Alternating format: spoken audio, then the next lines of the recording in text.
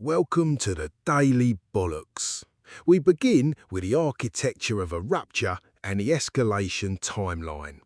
First, the Messiah critique, where Rupert Lowe publicly labels Nigel Farage a messianic figure who treats reform as a protest party without a proper plan, claiming Farage must learn to delegate. Second, the retaliation, where Farage dismisses Lowe as utterly and completely wrong on national television, questioning his prime ministerial ambitions.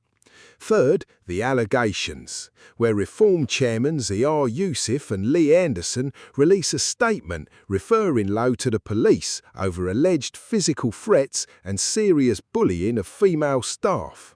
Finally, the expulsion, where Lowe is stripped to the whip. He denies all allegations, cites an independent King's Council finding no evidence, and labels the move a malicious attempt to smear his name. Looking at the populist continuum, we see a divide between the dog whistle and the foghorn. On the pragmatic side, we have Nigel Farage and Reform UK representing expedient populism, or the dog whistle. Expert insight from Professor Tim Bale characterises Farage's language as careful, appealing to a broad demographic beyond the extremely online base. Internal critique from former Deputy Ben Habib notes Farage is not an ideologue but goes where it is expedient to deliver himself into the public eye.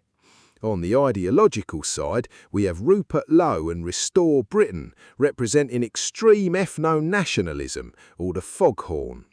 Expert insight notes that Lowe appeals directly to the hardline niche, capped at roughly 15%, using overt Musk-amplified rhetoric on X that earns over £3,000 per fortnight in ad revenue. Habib argues Lowe is a true ideologue, acting on absolute conviction regarding societal threats. This brings us to the launching of an insurgency from Britannia Pier. There's a stark contradiction here, as a dilapidated coastal theatre hosts a movement aiming to rewrite the UK Constitution. Hundreds gathered on a cold night for the launch event as Lowe announced Restore Britain, declaring that millions will have to go to rapturous applause. He's building a coalition at a radical, backed by young ethno-nationalist influencers, supported digitally by Elon Musk, and drawing interest for a potential merger from Advance UK's Ben Habib. Lowe operates from a position of immediate strength with a local mandate, holding the local parliamentary seat with a 2024 majority of over 1,400 votes against Labour. When comparing organisational architecture, we see the hub versus the umbrella. Reform UK acts as a highly centralised, leader-centric hub that's vulnerable to vetting failures and a disconnect between national messaging and local community integration. In contrast, Restore Britain uses a decentralised franchise umbrella. Local grassroots movements retain their community character and autonomy, while gaining the resources, legal cover and national profile of the Restore Britain brand, with Great Yarmouth first serving as the pilot. This difference extends to the candidate weighting scales. Reform UK relies on parachuted candidates, struggling with high candidate turnover and publicised vetting failures, often dropping candidates in without genuine connection to the areas they contest. Restore Britain and Great Yarmouth First rely on rooted candidates, fielding 9 hyper-local candidates for the borough elections. Their profiles are deliberately grounded in the community, giving them a strategic advantage because they possess direct, lived experience of the day-to-day pressures in a neglected coastal working-class town. The extremity of Lowe's platform is outlined in his core document, Mass Deportations, Legitimacy, Legality and Logistics. It calls for a constitutional rewrite, completely repealing major UK human rights legislation and withdrawing from international agreements. It demands total deportation, pledging to detain and deport every single undocumented migrant, which could total up to 2 million people within 3 years. It plans to create a hostile environment so harsh that an estimated 75% of the target population will self-deport. And it requires an infrastructure of exclusion, constructing massive detention sites capable of holding over 15,000 individuals simultaneously.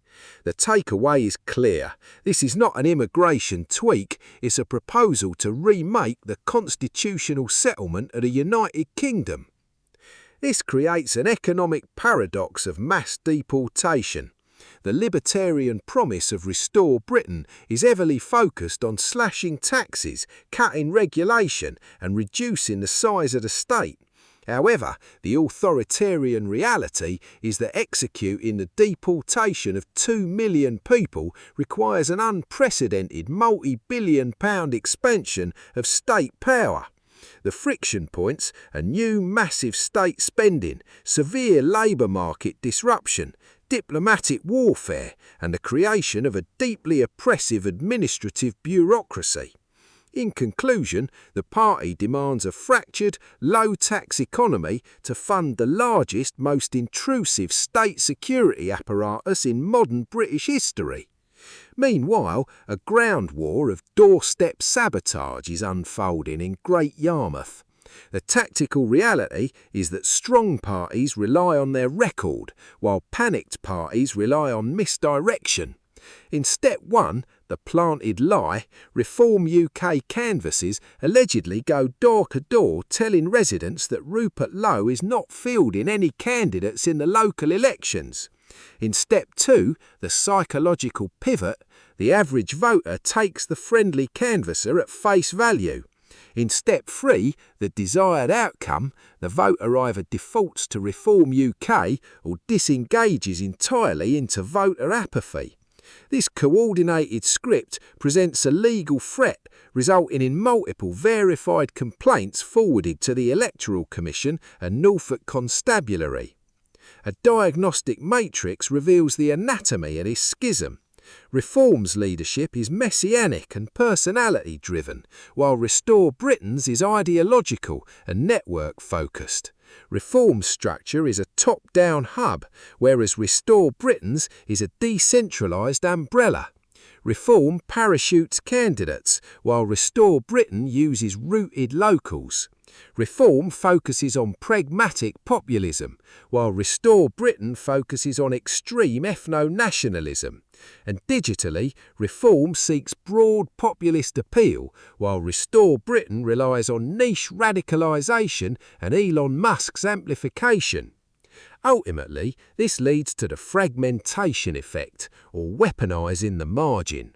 The strategic reality is that Restore Britain doesn't need to win a national majority to destroy Reform's momentum.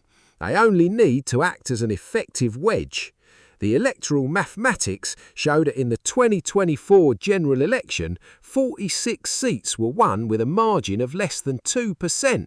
Even a minor bleed of 1 to 2% of the hard right vote fundamentally alters the electoral calculus.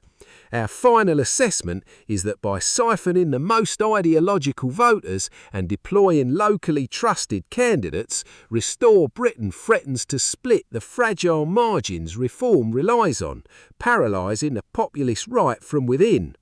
Ideological siphoning complete. Local candidate deployment active. Populist right paralysis imminent.